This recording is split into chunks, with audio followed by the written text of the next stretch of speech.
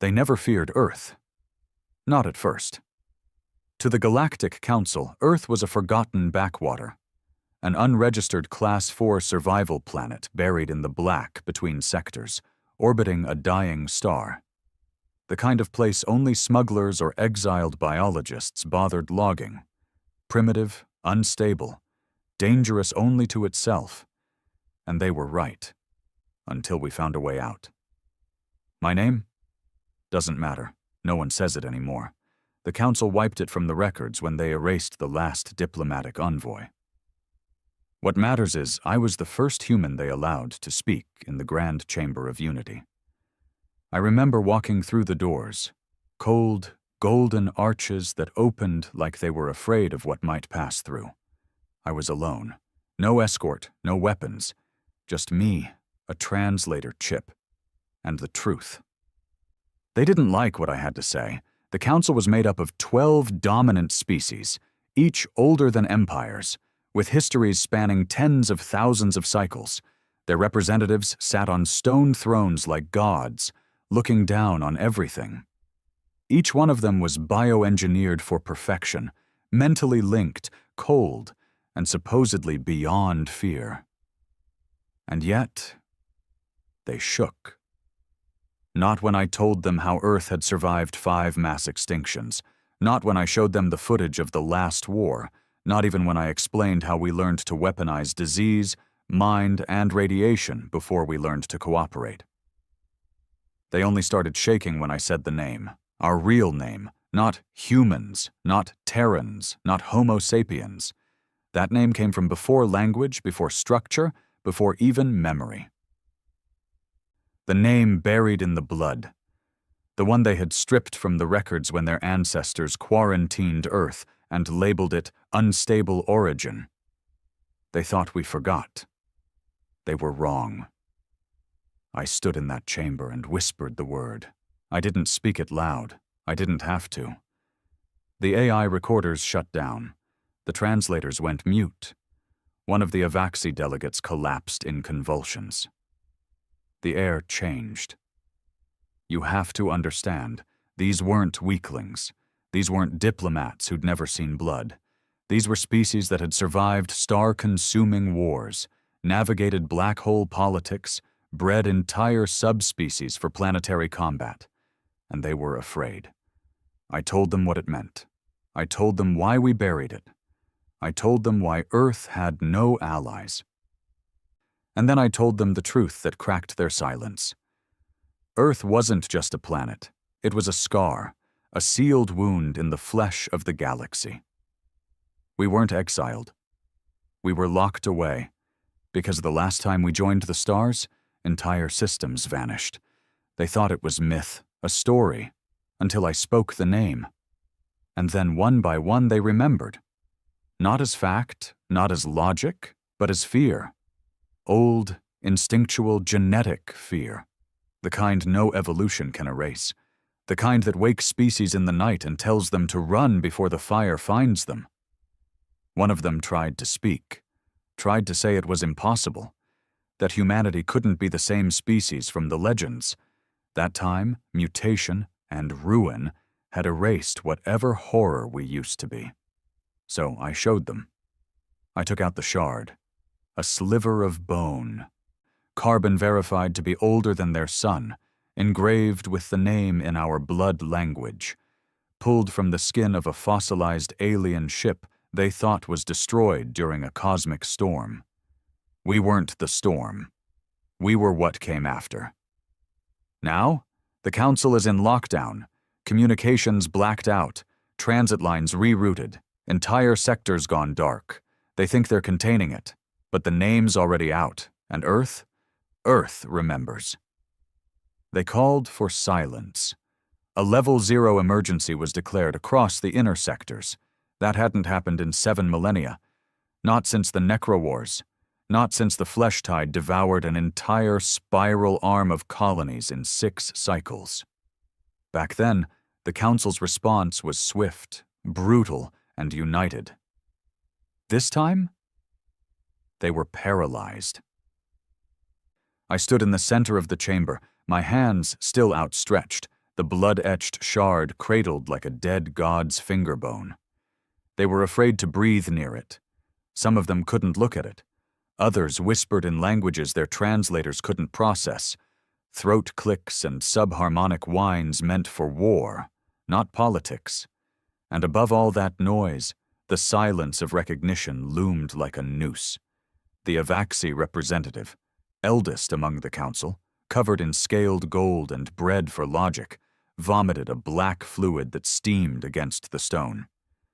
The delegation of Skahern war priests hissed prayers in reverse tongues, praying not to gods, but to memories. I didn't move. No need. The shard did more talking than I ever could. "What is your demand?" a voice finally asked. It was not fear that spoke, not directly. The voice came from the Iller Prime, an entity that had merged with its own AI 6 centuries ago, turning itself into a hive thought meant to rule without emotion. Cold, calculated, unwavering. And yet, it trembled. I smiled. "There is no demand. I came to deliver a truth. Whether you survive it is your choice." "You threaten the council?" another barked. The Groth delegate, shaped like a boulder with legs, thumped his bio-hardened fists against the table. "You speak poison and think we will bend." I stepped forward. Just once. That was enough. The Groth flinched. "Good. You all thought Earth was gone, sealed, sanitized. You erased every trace of us from the unified memory core, destroyed every text that hinted at what we once were." I let my voice sharpen, bite. "You didn't lock Earth away because we were dangerous. You buried us because we were better at it than you." "You are primitives," the Groth spat. "Barely surviving your own planet. You scrape the stars with rusted claws and scream at the void like children." "Exactly," I said. "And we still terrify you." He went quiet. I turned to the room, rotating the shard between my fingers. "You don't fear what we are.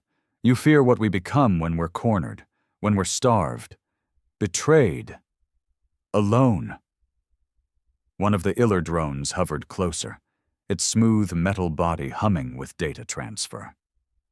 "Your history was sealed under Directive 17, Cataclysmic Potential Life Forms. That designation carries extinction-level threat protocol. You should not even exist." "Then maybe," I said softly, "you should ask yourselves why we still do." The room fell still again. I walked back toward the center, boots echoing on polished obsidian. The chamber was vast, but now it felt like a tomb, and I was the only living thing inside. "You all forgot what Earth's real name was, but it's carved into your species' instincts, even now. That tension in your bones, that sweat, that urge to run." I looked around the table. "That's not fear, that's memory." The silence screamed. It was the Skarn who broke it next. A warrior species, claws for hands, blood sight in 3 spectrums, used in galactic wars as shock infantry. The one who spoke had ceremonial scars down his face, each one earned by battle. His voice was hoarse. "It cannot be true. The tales were distorted. You cannot be those humans. That race was ended in the Pale Fire." "The Pale Fire was your genocide attempt," I said, lifting the shard slightly. "Didn't work." He recoiled. I stared at him. "You burned our colonies, poisoned our atmospheres, dropped moons onto our cities. Then you erased the records and swore we never existed." He said nothing. I looked around again. And after all that, we still crawled back to the stars, with rusted metal, broken bones, and nothing but hatred in our lungs. The Iller AI clicked into a public transmission mode. I could feel it now. They weren't just afraid. They were verifying, digging into classified relics, cross-checking forgotten relics. Ancient runes found in crash sites they'd labeled as unreadable. And they were finding matches. They were finding us. I felt it in the air. The weight of confirmation, like watching a priest see his god bleed. I didn't wait for more permission. I walked to the center podium, pulled a strip of old leather from my coat, and unwrapped a flat metal disc. "This," I said, "was found in the corpse of a dead world in your forbidden zone. It's not alien, it's not natural, it's ours. And it's broadcasting still, on a loop, for anyone who remembers how to listen." I activated it. A faint, crackling voice emerged. Not alien, not advanced, just human. Male. He sounded tired, broken, angry. "To anyone who finds this, know we tried. We tried to fit in. We tried to play nice. We tried peace, trade, alliance. They laughed, they lied, they killed. So now we don't try anymore. From this day on, Earth remembers. We remember everything." I looked up. "This was recorded over 6,000 years ago. You tried to purge it. But memory doesn't die. It waits." The Groth delegate stood again. "You think you can threaten the council with stories and bones? You think we fear ghosts?" "No," I said, walking toward him now. "You fear what created the ghosts." I was nose to chest with him. He towered over me. 4 meters tall, all muscle and fury. His species conquered 4 planets in a single generation. He couldn't even hold my gaze. I leaned in. "We made genocide look like a mercy." He sat back down. I turned to leave. "Transmission ends here. Earth will not contact the Council again. We will not sue for peace. We will not trade. We will not integrate. We've learned our lesson." The chamber buzzed with panic, some calling for emergency containment, others whispering demands for planetary lockdowns, species quarantines, preemptive strikes. I smiled. It was already too late. "Check the outer rim," I said at the threshold. "There are colonies, silent ones. No flags, no signals. But they're there. We returned to the stars a long time ago. You just didn't see us, because we didn't want you to." I paused. "And tell your fleets this. If they so much as scan Earth's atmosphere again..." I turned my head slightly, just enough so they could see my eyes. "You won't have planets left to hide behind." Then I walked out. No guard stopped me, no weapons fired. They just let me go. Because for the first time in their long collective memory, the galaxy had remembered why it sealed Earth away. By the time I returned to the outpost on Foros 9, the Council had already broadcast their first lie. They called it a containment breach, claimed a rogue delegate had introduced dangerous misinformation into the central chambers, blamed a data virus, said nothing about Earth or the Shard or the name I spoke. But I didn't need to hear their lies to know they were afraid. Because ships had started vanishing, not theirs, ours. Silent ones, old models, steel and fire, not sleek composites and plasma sails. They were ghosts in the stars, ungoverned, unregistered, built from forgotten salvage and powered by will alone. The kind of ships that didn't announce themselves because they didn't care who heard the screams. The colonies were waking up. See, they never understood something about us. Not really. The Council assumed Earth was the source. That it all began there. That by isolating the planet, sterilizing its orbit, and enforcing a no-fly perimeter around Sol, they had put humanity in a cage. But they never looked deeper. They never asked the real question. What if Earth was the prison, and we were the ones locked out? I met with the others 2 nights after the chamber, in a rusted-out hull of an asteroid refinery orbiting nothing important. No names, no introductions. Just eyes that didn't blink enough and scars that hadn't been earned legally. These were not diplomats. They were remnants. Veterans.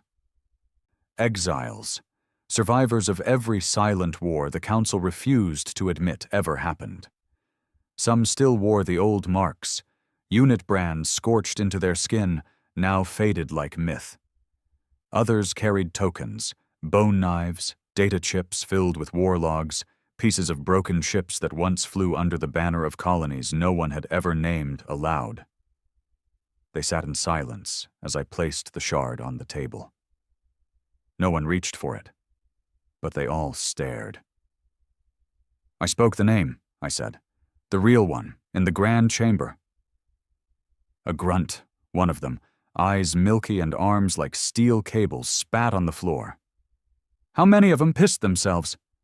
"Most," I said. The others tried to act brave, but I saw it. Deep down, they knew. Another leaned forward.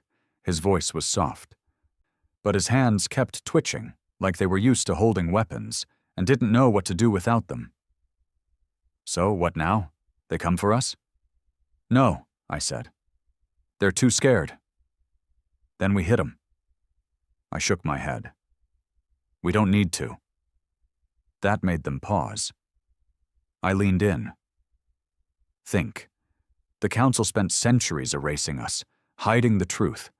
What happens now that the truth's bleeding through cracks in their history? What happens when every minor race, every fringe colony starts asking questions? "You want them to tear the Council apart," one of them said, realization dawning. "No," I replied. "I want them to remember." A heavy silence. Not fear. Respect. We weren't generals. We weren't kings. We were something far worse. A story made real again. News started leaking across the mid-rings within weeks. First, it came in whispers. Fringe station crews talking about dark ships, docking without request, trading old tech, then vanishing. Mining colonies reporting anonymous support packets, food, fuel, even weapons, dropped from orbit, no sender ID. Then came the images, grainy surveillance footage, ships built like coffins with engines, all angles, no grace. Old-world human war designs, long thought destroyed in the Council's purge campaigns, but they were flying. One video surfaced from the Koresh line, a Council border station that went silent 3 days after sending the footage. It showed a single human ship, smaller than standard patrol class, taking on 6 Council scouts and walking away. Not flying, walking. The scouts were atomized in under 2 minutes. The human ship took 2 hits, then dropped a payload that didn't just destroy the station's power grid. It aged the metal, turned composite plating to rust in seconds, like time itself was the weapon. The Council tried to spin it as advanced rebel tech, but the name was already being whispered. Earth, not the humans, not the Terrans. Earth. That one word, like a curse. And that was when the real shift began. The Council sent agents, quiet ones, shadow class, meant to disappear into colonies and disappear people like me. Interrogation without questions, extraction without evidence. They didn't get far. One showed up in the Bastion markets on Nova Theris, tried to intercept a human cargo runner. Didn't even make it out of the docking tunnel. Security footage was wiped, but the station logs show someone spaced the entire deck with no authorization override. Another operative sent to Drellis Prime disappeared mid-transmission. His final report? Human outpost detected. Architecture ancient. No communication. All visible life signs non-standard. Species displays ritual scarring and archaic dialect. Recommend. Transmission lost. 3 hours later, Drellis Prime reported a cultural reclassification. Human ally. The Council tried to sanction the planet.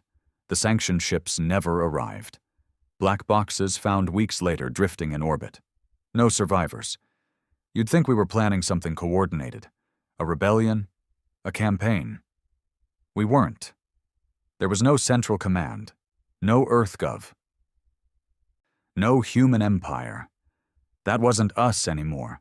We were shards, broken, spread across space like shrapnel. And that was the beauty of it. You can kill a government. You can crush an army. But you can't kill a species that's already buried itself in the dark. We weren't coming back. We never left. I got contacted by someone I hadn't heard from in years. He called himself just the operator. Used to run blackout channels during the Council's species purity purge. He'd helped smuggle human children off condemned worlds. Half of them didn't survive. Now? He was smiling. "Thought you were dead," he said, voice crackling through layers of interference. I shrugged. Felt like it for a while. "You know what you've done?" he asked. I nodded. "Told the truth." "Nah," he said. "You lit the match. Now the whole goddamn galaxy smells smoke." 3 days later, I received an encrypted packet. No sender, just a name burned into the metadata. Echo Black. It was a list. 1,768 planets. Every world where human life had been recorded, then erased. Some had been bombed, some sterilized, some just vanished. The list didn't just include names. It had coordinates, survivors, active reconstructions, tribes, clans, hybrid offshoots, entire micro-civilizations built underground, underwater, even in vacuum. Earth didn't send this. It couldn't. We did. All of us, scattered, forgotten, and now connected, not with a network, with a name. And that was all we ever needed. Now the Council's breaking. One species at a time. Some try to ally with us, send envoys, open communications, offer reparations. We don't respond. Others declare us terrorists, war criminals. We don't care. Because while they debate, we build, not fleets, not colonies, memory.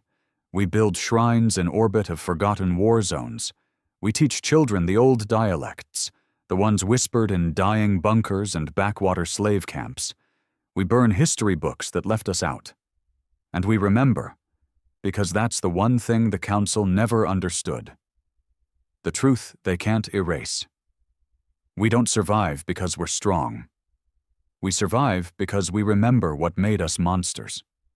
And when the stars forget us again, we'll remind them.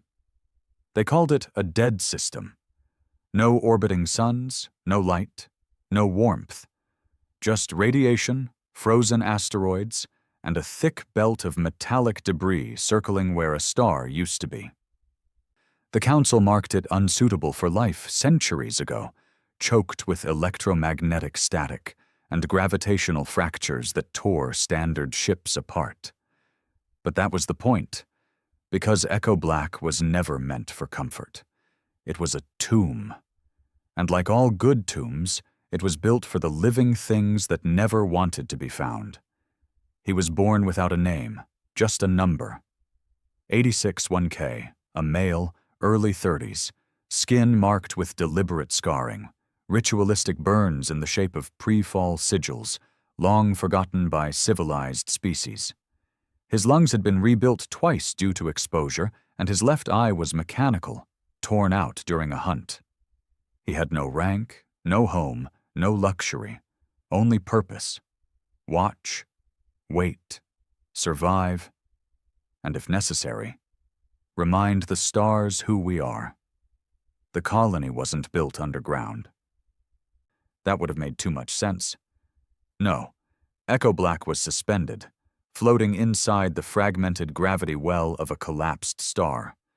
Hundreds of kilometers wide, the debris field pulsed like a dying heart, shredding the laws of physics just enough to confuse any long-range scans. The station itself was pieced together from ancient war wreckage, black iron bones lashed with heat-tempered carbon. Everything creaked. Everything was cold. And every single one of them liked it that way, because comfort made you weak. And out here, weakness didn't get a second chance. 86-1K stood in the observation chamber, a narrow dome of reinforced glass staring into the void. Beyond it, pieces of old warships drifted like ghosts. An ancient council dreadnought, its insignia half erased, spun slowly with puncture holes clean through its hull. A message, maybe. A warning. He didn't care. He wasn't raised to wonder. He was raised to remember. Behind him, footsteps echoed. Precise, unapologetic. Another watcher stepped beside him, a woman older than she looked, Her face was lined with frost burns. Her voice was rough and short. "They've broken containment." He didn't ask who. She continued. "Council's lying to their own now, classifying events as myth reemergence incidents." She snorted. "They're calling us a cultural infection." He blinked once. "We're not culture." She grinned. "Damn right." A pause. Then she said, "One of the colonies transmitted the word." His mechanical eye flickered. "The name?" She nodded. "Full signal burst in 6 dialects." The weight of that settled over them like ash. Once, long ago, saying the name would have been suicide, a kill switch. Anyone speaking it within Council territory was erased, along with whatever planet they stood on. But now, the signal was spreading, and with it, so was the fear. Elsewhere in the galaxy, the fractures had begun. Council representatives were abandoning their posts. Civilian planets were refusing scans. Some species, older than Earth's own myths, were turning inward, locking down systems, severing connections, afraid to even say the word human aloud. In the dead spaces between systems, echo ships were appearing, not as fleets, but as ghosts. They didn't fly in formation. They didn't broadcast identity. They didn't ask questions. They just arrived, reminded someone of something ancient, then left.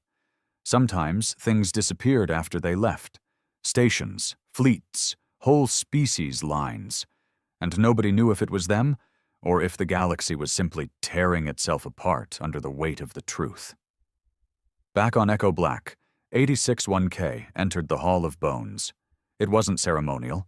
There were no flags, no hymns, no polished steel, just remains, hung on chains, skulls, armor, burned helmets, pieces of ancient enemy ships welded into the wall like scars, each one a memory, each one a lesson. Some were Council, some were ours. It didn't matter. They were all here for the same reason. We don't forget. An old man waited at the center of the chamber. His hands were missing, replaced by blunt metal prosthetics he never bothered upgrading. He had no eyes, just scar tissue, and 2 tattooed red lines where sockets used to be. He didn't turn when 86-1K entered. "They finally heard it?" he asked. "They heard it." A long breath. "And the Council?" "Cracking, not breaking. Not yet." The old man smiled. "They always crack first. They just don't know they're already broken." Outside the station, the static field began to pulse. An object was entering the dead system. Unregistered, unidentified, no beacon, no code. But it wasn't one of theirs. It was too clean, too quiet, too confident. Council. 86-1K was already in the control chamber by the time it crossed the debris field. The AI grid lit up with readings, heat signatures, shield patterns, pulse frequencies. They hadn't changed, still using the same tracking systems, the same arrogance. He leaned forward. The screen showed a sleek Obsidian-class probe vessel. It was scanning with light pulses, slow, cautious, not meant to provoke. Just observe. That was worse, because it meant they were hunting for truth. Quietly, hoping to confirm Earth's return without setting off alarms. He tapped the comm. "Permission to engage." The voice that answered came from deep in the system, old, metallic, male. "Use the memory protocol." 86-1K nodded. "Understood." He keyed in a sequence. Outside, a ship emerged from the debris field. Not new, not beautiful, just human. It was shaped like a coffin with engines. Thick armor, unpainted, covered in the markings of the old wars. Every scar was visible, laser burns, kinetic strikes, even hand-etched names of the dead. It didn't announce itself. It didn't warn. It just powered weapons and transmitted a file. Audio, one word, the name, spoken in the ancient dialect. The sound alone was enough to spike energy readings. Council sensors scrambled, Targeting systems blinked out, communications overloaded, and then came the shot. A single bolt. Not plasma, not rail, something older. It ripped through the probe, ignored its shields, and embedded itself in its core. The probe drifted. Lights flickered. Engines sputtered. But it wasn't destroyed. Not yet. Because the file kept playing. Again and again and again. One word. The name. Until the ship's AI, unable to override, sent the probe into self-destruct. Back inside, 86-1K watched it happen with no expression. He turned to the old man. That'll get their attention. The old man nodded. Good. Let them remember the fear before the fire starts. A beat passed. Do we respond if they send more? 86-1K cracked his neck. No, we don't respond. Why? Because we're not here to be understood. We're here to be remembered. The Council now knew. Earth wasn't just a backwater planet. It wasn't just a species. It wasn't even a threat. It was a wound, still bleeding, still alive, and no longer hidden. They convened in silence. 12 species, 12 thrones, 12 minds engineered for dominance, diplomacy, war, and legacy. For over 9,000 cycles, the Galactic Council had ruled the known galaxy with stability enforced by terror and a peace sustained by forgetting. But now they remembered, and it was tearing them apart. The chamber was no longer a symbol of unity. It was a tomb of paranoia, filled with delegates speaking over one another, voices cracked with fear. The footage from the dead system had leaked. The name had been heard. The probe had self-destructed. And something had answered from the dark. The Iller AI spoke first. Its voice was artificial, static bent. We face existential contamination. This is no longer a containment issue. The name is loose in galactic networks. Memetic infection has begun across 3 sectors. Another delegate, cloaked in psionic shielding, growled from its seat. They've built a mythology around their pain, and now it spreads like fire through dry air. A third hissed. We should have finished the pale fire. That stopped the room cold. Everyone turned. The Avaxi representative, the one who had once led the Purge Accord against humanity, leaned forward, his golden scales dim with age. You think we didn't try? We scorched every trace of their empire from the stars. We used viral bombs, gravity fractures, even soul burners in the outer colonies. Nothing worked. They hid, the Groth delegate spat. Like insects. No, the Avaxi said slowly. They waited.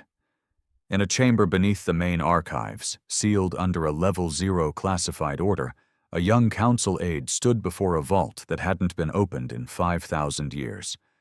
The file was labeled simply, Operation Silent Ash. He had no clearance.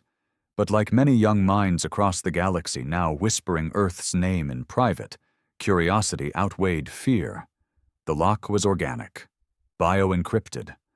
A heartbeat recognition system keyed only to the former executioner of Earth himself. But Earth had taught the galaxy one lesson above all. If you can bleed, you can be copied. The boy hacked it, and the vault screamed as it opened. Inside was the truth. Operation Silent Ash had not been the end of Earth. It had been the beginning of something worse. The file detailed the actual result of the Pale Fire, the war the Council believed had annihilated humanity. It hadn't. They'd burned Earth's cities, yes. They'd broken its skies. They'd turned continents into wastelands and seas into poison. But Earth did not die. It adapted. The footage was old, corroded. But it was real. Human children scavenging radioactive ruins. Soldiers carving weapons out of crashed enemy craft. An entire generation raised with no sky, no food, no hope, and still training. Males forced to drink irradiated blood to develop internal resistance to Council bioweapons. Females giving birth inside lead bunkers, singing lullabies over Geiger counters. And then, the cities began to rise again. Not out of ambition, out of spite. The Council didn't destroy a species. They created a species that couldn't die. The aide stood frozen, not by horror, by envy. Because as his own species stagnated under the Council's peace, Earth had done something no one else dared. It had evolved through agony. And now, they were back. The data didn't just stay with the boy. Within hours, the archive was copied 117,000 times. By morning, it was streaming across secret channels. By noon, half the galaxy had seen Earth's rebirth. By night, 2 Council protectorates declared independence. In the main chamber, the Council's fear had turned into desperation. "We must strike," one delegate snapped. "Not just Earth, all colonies. Every human trace must be purged. This time, we use the void drainers. No half measures." But someone else spoke, quietly, from the back of the chamber. Not a voice that often spoke. The Dravani Primarch, leader of a species that spoke only in genetic pulses, had ruled the psychic quadrant for millennia, and hadn't known war in over 6,000 cycles. "Do you not feel it?" the Dravani whispered. "In your marrow? In your ancestral bones?" The others went silent. "They are not rising because they want revenge," he said. "They are rising because we gave them purpose. And there is nothing in this galaxy more dangerous than a species that no longer wants to live, only to remember." Meanwhile, across the galaxy, Echo Black's colonies activated. Not in unison, not as an army, but as a memory. One colony, the Shatterpoint Bastion in the Null Rift, released a signal, not words, not demands, just audio. "We remember the skies set on fire. We remember the children coughing blood in silence. We remember the sound of our last city falling. And now, you will." That was all. The message looped, played across council comms, played in luxury towers, played in orphanage servers, played in deep space where no one should have been listening. And still, it played. Back in Echo Black, 86-1K sat in the war chamber, his hands folded. Before him, holographic screens showed dozens of systems lighting up. Human outposts, once dark, now broadcasting the old dialect. The real name wasn't just being heard anymore, it was being taught. Even to species that weren't human, especially them. One screen showed a group of sentient Arixi, once loyal council foot soldiers, carving human sigils into the walls of their hive temple. They didn't understand the full meaning, but they understood the fear it caused in their masters. Another screen showed a slave-bred species on council agricultural worlds painting Earth's flag, long banned, forgotten, onto council supply crates. Not because they were loyal to Earth, but because the council was more afraid of that symbol than anything else. That kind of power? You don't earn it with lasers. You earn it with blood. A transmission came through, not from an echo colony, from Earth, real Earth, the planet itself. It wasn't supposed to be possible. Seoul was locked behind 24 layers of council restrictions. Observation was limited. No verified surface contact had occurred in centuries, and yet the signal was real, simple, grainy. A man stood on screen. Mid-40s, worn, scarred, calm. Behind him, the ruins of a city rebuilt from the bones of a crater.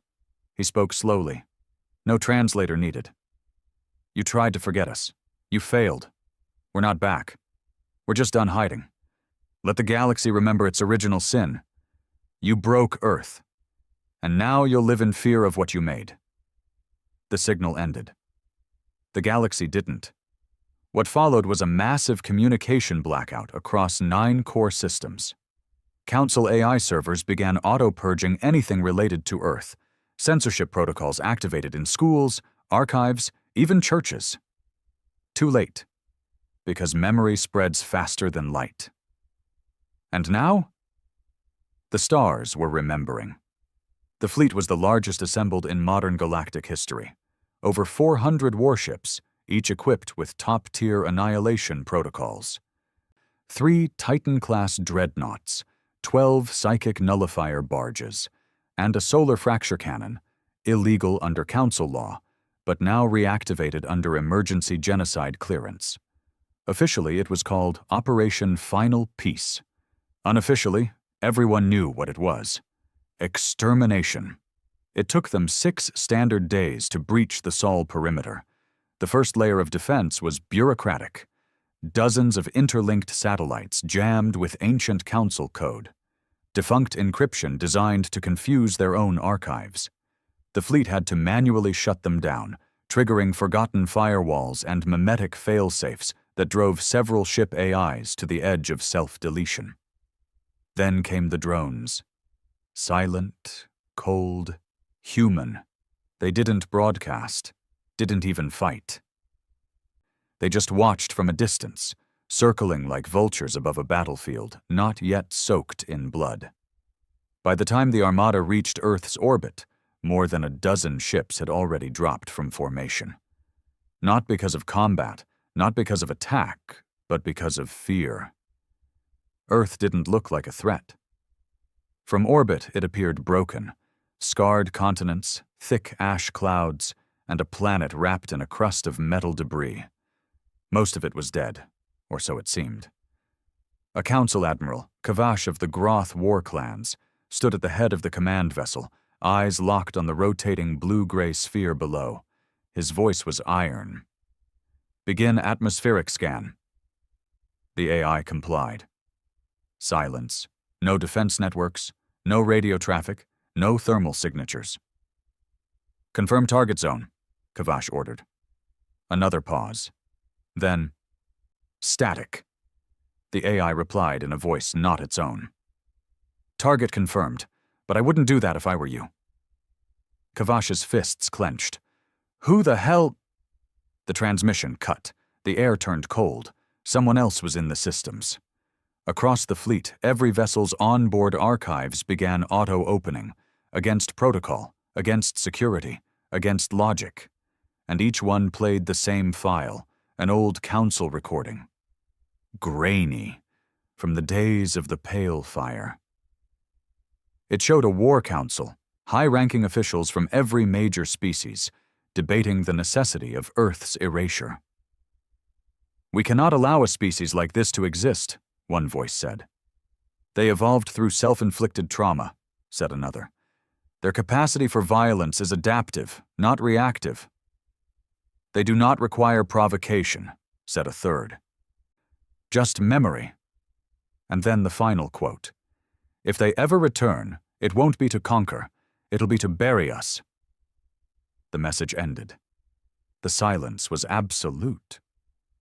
Then Earth spoke, not through one channel, through all of them, a single human voice, male, calm, unapologetic. "We didn't come back for revenge. We didn't come back to negotiate. You're not special. This isn't personal. We're just here to finish dying properly." And with that, Earth fired first. No one saw the weapons. There were no missile trails, no energy beams, no glowing death, just nothing. Ships began failing silently, hulls disassembling mid-space, crews bleeding from their eyes, dreadnoughts collapsing in on themselves like time forgot how to hold them together. It wasn't an attack. It was a memory weapon. Built from the Council's own records, a virus encoded in old data, their history rewritten in pain. Ships equipped with the latest tech were the first to fall. The ones closest to Earth, the ones with the most AI integration, lost control of themselves. One turned and fired on its own formation. Another drifted into the sun without a word. Several just shut down. Dead in the black. Kavash stood frozen on the command deck, watching as 1/3 of the fleet vanished in under 3 minutes. "This is not possible," he snarled. But it was, because Earth had never planned to defend itself. Earth had planned to make them remember, and memory was the deadliest weapon in the galaxy. They tried a ground strike. Kavash ordered a full planetary bombardment, 10 million metric tons of payloads set to burn every continent to glass. The warheads fell. They reached the atmosphere. They ignited. But they never hit the ground. They just stopped, frozen mid-descent, hovering like monuments to arrogance. Then, slowly, they turned, upward, toward the fleet. One by one they ascended, faster and faster, until the first warhead struck a cruiser and vaporized it instantly. The rest followed. It wasn't a countermeasure. It was possession. Earth had rewritten its own gravity, its own air. It had turned physics into a weapon. Kavash ordered a retreat, but by then the path was closed. Behind them, more echo ships emerged, silent, black, covered in the ruins of every failed genocide. Not in attack formations, just watching. Kavash screamed into the comms, "You can't win! We will return with more! We will burn you to the core!" And then Earth answered for the last time. "You already did, and we're still here." The command ship began to rot, not explode, not implode. Rot. As if its hull had aged 10,000 years in seconds. Panels crumbled, lights faded, air turned to dust. Crew members collapsed as their organs liquefied. Not from any weapon, but from the weight of their own ancestors' sins. And in the black, outside the viewport, Earth loomed larger than ever. Not as a planet, but as a mirror. Only one ship escaped. A damaged corvette with scrambled nav systems and half a crew. They didn't speak. They didn't log the journey. When they reached Council space, they simply drifted into orbit of the nearest moon and ejected a data core into space. Inside it was one word, not coordinates, not a report, not a warning, just one word. Grave. Now the Council truly broke. 6 species declared neutrality. 3 sued for alliance with Echo colonies. 2 initiated self-quarantine protocols, refusing all contact. And 1, the Ilar AI, deleted itself. Not from fear, from logic, because it had run the numbers. And there was no victory path, only memory. The galaxy is not what it was. Now, when ships pass through dark systems, they fly silently. Now, when species speak of Earth, they whisper, not from reverence, but because they remember. Not stories, not battles, but the feeling of watching their gods bleed. Earth didn't conquer the stars. It haunts them. Because the Council never truly understood. Some species seek power, some seek peace, some seek knowledge. But Earth only ever wanted one thing, to be left alone. And when you take that away, you don't get war. You get history with a knife. They called it the fracture. It started slowly, quietly, like rust creeping under polished metal. First, the Trinari seceded, a minor council species, known more for their commerce than their courage. But when their outer colonies intercepted the Sol retaliation broadcast, they turned on their own, declared neutrality, shut down trade lanes, refused to host council vessels. Then the Javari fleet defected. 500 ships, a full battle group, gone overnight. No fight, no ceremony. Just a single transmission before they vanished. "We were soldiers once, but not against Earth. We will not repeat the mistake of our ancestors." From there, it spread like infection. Civil war without banners, betrayals inside command chains, a dozen minor species demanding a vote to disband the Council. No one led it, no one coordinated it, because they didn't need to. Earth wasn't fighting, it was remembering, and the galaxy couldn't handle it. At the edge of all this chaos, Echo Black remained silent, floating, watching. The humans inside weren't celebrating. They weren't moving fleets or taking territory. They had no interest in conquest, no desire for power. They simply wanted the stars to see the truth they tried to erase, and they had all the time in the world to make them look. In the lower levels of Echo Black, past the cold halls of welded bone and flickering memorial walls, it waited. A sealed chamber. A vault without locks. Because what lay inside was never meant to be imprisoned. It had volunteered. Its body wasn't flesh anymore. What remained was machinery and scar tissue, fused with centuries-old code. Arms built for war. Ribs grafted with armor. A brain scarred by neural spikes. But the eyes were still human, even if the man wasn't. They called it Thorn. He hadn't spoken in over 100 years, hadn't been needed. Not until now. 86-1K stood outside the vault with the old man. A silent signal had arrived. No name, no coordinates, just a string of numbers. An old human code used only once before. During the pale fire. The moment they saw it, they knew. Thorn had to wake up. The old man hesitated. "He'll want purpose," he said. 86-1K nodded. "Give him one." The old man keyed in the signal. The door groaned open, and Thorn stepped into the light. Thorn had been a construct, not a machine, not an AI, a human rebuilt to survive things no man was meant to. He'd been one of the original Burnborn, those who crawled out of Earth's nuclear ruins and asked not for food or medicine or peace, but weapons. He had seen the death of cities, had torn Council Elite apart with his bare hands, had killed a godling AI that ran a species' entire moon core by whispering its creator's sins into its logic tree. And when the pale fire ended, he walked into the dark and told them never to wake him again. Until now. He didn't speak at first. He walked through Echo Black like a shadow passing over memory. Soldiers stopped talking when he passed. Some saluted, others just nodded. Everyone remembered the stories. Whether they believed them didn't matter. The fear was real. 86-1K met him in the central chamber. Thorn's voice was dry, scraped from disuse. "You need a message delivered." It wasn't a question. 86-1K nodded. "The Council's collapsing. Their fleets are dying from the inside. They think they've seen what we are." "They haven't," Thorn said. 86-1K offered him a data spike. "It's not for them. It's for the ones hiding behind them, the ones who profited from forgetting us." Thorn took the spike, slid it into his spine port. Eyes glowed faint red. "Where?" "Vallis Core, the last stronghold of the old knowledge.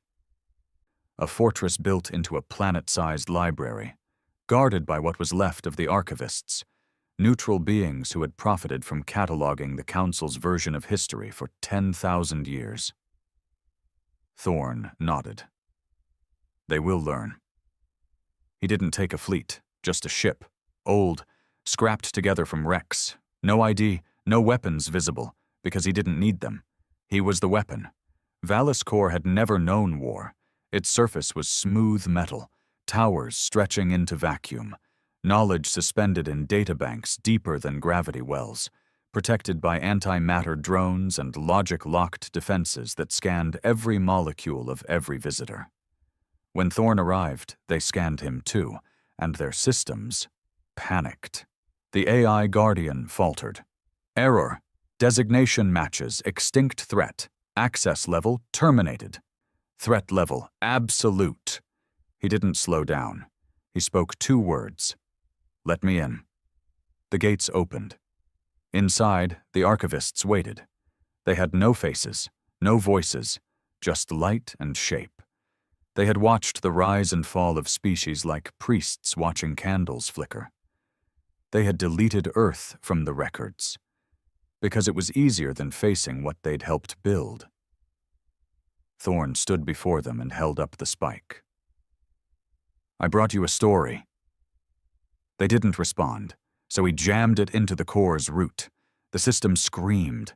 Lights burst, walls cracked, and Earth spoke. Not with a weapon, but with history.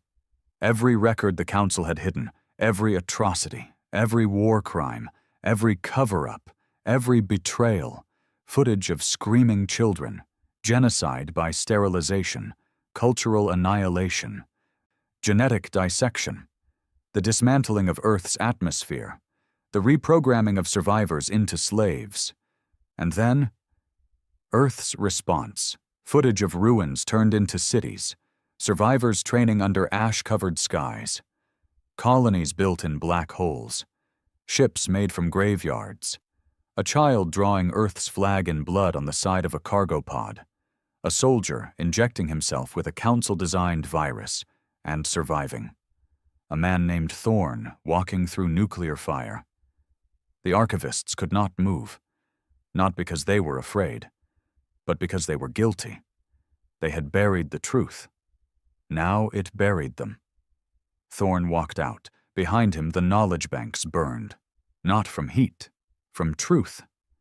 Every single species with access to the core's network now saw what Earth had endured, not as myth, as evidence. And with that truth came choice. Some turned their weapons inward. Some surrendered to the nearest echo colony. Some simply vanished, afraid of what would come next. But others? They remembered. Not Earth. Their own pain, their own erased histories. And they looked to Earth, not as a threat, but as a mirror. Back on Echo Black, 86-1K stood before the war wall. New signals were lighting up. Not just human, not just Echo, others. Species never meant to resist, now joining, not out of loyalty, out of shared memory. The old man stepped beside him. You see what we've done? 86-1K didn't answer for a moment. Then, we didn't destroy the Council. No, the old man said. We let it destroy itself. A pause. And now? 86-1K turned to face him. Now we build something that doesn't forget. Earth is not rising. Earth is not attacking. Earth is not conquering. Earth is reminding. And in the silence of fear, in the cracks of empires, in the wounds the Council tried to hide, something human is waking, not to rule, not to own, not even to forgive, just to remember loud enough that no one ever dares forget again. There were only 3 Council species left. Not in number, not in worlds, in authority, in control. The rest had fractured, fled, or pledged neutrality. Some committed planetary seclusion, others were being dismantled from within, civil unrest, slave revolts, cultural erasure in reverse. But 3 species still held together what they could. The Groth war clan, the Avaxi hierarchy, and the last mind node of the Iller Prime. What had once been a galaxy-spanning empire of order had shriveled to a fortress of fear. All roads had narrowed to one location. Citadel Requiem, a mobile planet structure, the last bastion of the old Council, covered in cannons, surrounded by fleets, guarded by psychic inhibitors, antimatter shields, and fleets designed for one thing: to never lose again. But the truth? They weren't waiting for battle. They were waiting for Earth. The human signal arrived 3 days before the Echo fleet. Not a transmission. A vessel, not large, not threatening, not armed. Just a black ship, shaped like a blade, floating toward the Citadel without engines, without pilots, and without sound. It was allowed to land. Some thought it was bait. Some hoped it was surrender. Instead, it opened. And Thorn stepped out. He walked through steel corridors made to intimidate lesser life forms. They tried to scan him. The scanners died. They tried to block his mind. He had none to block. He walked with no weapons visible, but the soldiers who flanked him still kept their distance, like dogs pretending they didn't smell blood. In the central chamber, the last Council leaders waited. their forms projected, mutated, strengthened by armor, machines, and implants made for war. They didn't rise when he entered. They didn't speak, because Thorn had already spoken, through centuries of pain, through every colony that survived, through every child born in fire who refused to die quietly. He stood in the center and dropped the final directive on the table. It wasn't a threat. It was a memoir. Written by Earth, spoken through him, and it began with 3 words. This is enough. The Groth war leader leaned forward, massive, hardened, still convinced Earth wanted power. This is how it ends, then? You think we'll sign away our legacy? Thorn's voice was a quiet rasp. You already did, the moment you erased ours.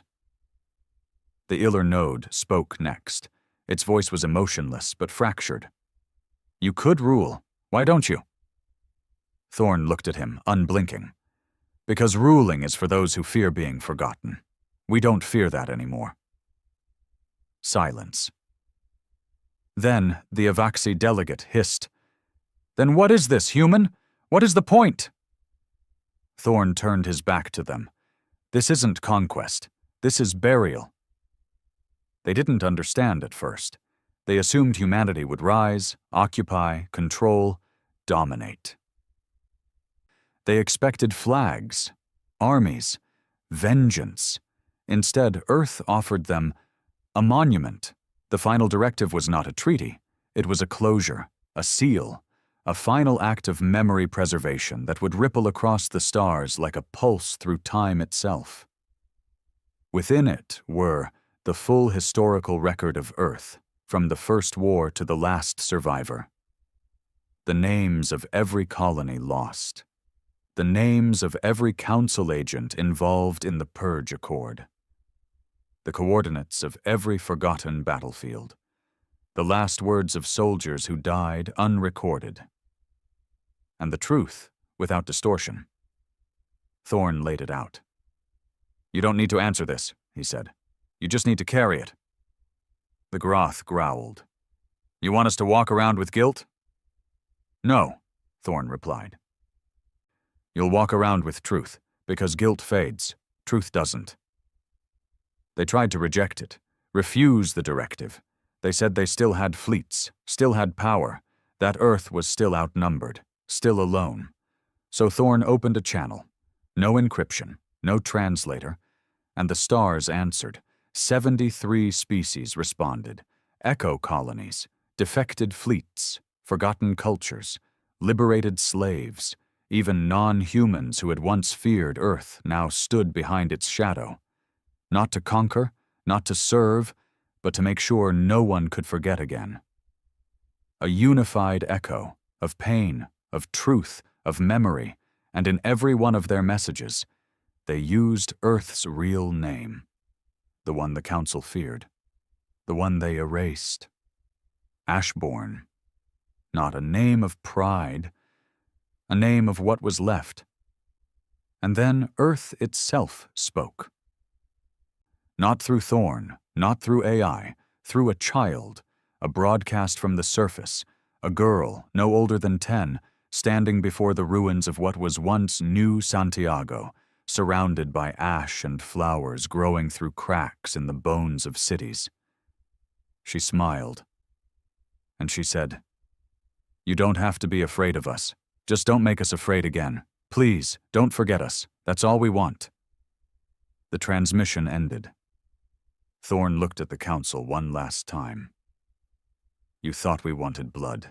You thought we came back to burn your homes the way you burned ours. He paused. But we don't want to win. We just want to rest. And we want to rest in truth. He turned to leave. No guards stopped him. Echo Black never touched down. Its ships orbited silently. Its people never landed. No troops marched. No fleets occupied. Instead, one by one, every final directive data core was delivered to the former Council worlds. And every species was given a choice. Forget or remember. Some buried the truth again. But it didn't matter, because this time Earth had not asked to be remembered. It had etched the truth into the structure of the stars. Grav beacons pulsing the names of lost colonies into deep space. Orbiting satellites projecting human lullabies around old battlefields. AI drones delivering fragments of journals, stories, and memories to planets that had never known war, reminding them why peace costs blood. And in the center of it all, Earth spun quietly, still broken, still scarred, but whole. The galaxy changed after that. No more councils, no more empires. What followed was messier, freer, raw. Some worlds fought, others healed, but no one forgot. Because forgetting now came with a price, the price of waking the thing they thought had died. Thorn never returned to Echo Black. He walked into the wastelands of Earth and found a quiet place, where the radiation still whispered and the winds still howled with old names. And there, in the silence, he laid down, not to die, to rest. 86-1K took command after that. The old man retired to the caves beneath the Martian scar fields, and Echo Black became what it was always meant to be. Not a weapon. A lighthouse. For the broken. For the buried. For anyone who ever had their truth stolen. And on its highest tower, etched into the steel with bare hands, were the last words Earth ever gave to the stars. We are not your enemy. We are your memory. Keep us, or bury us again. But know this, if we rise again, it will be as your shadow. The galaxy blinked. Time moved on. New empires rose, but even they remembered. And Earth finally slept.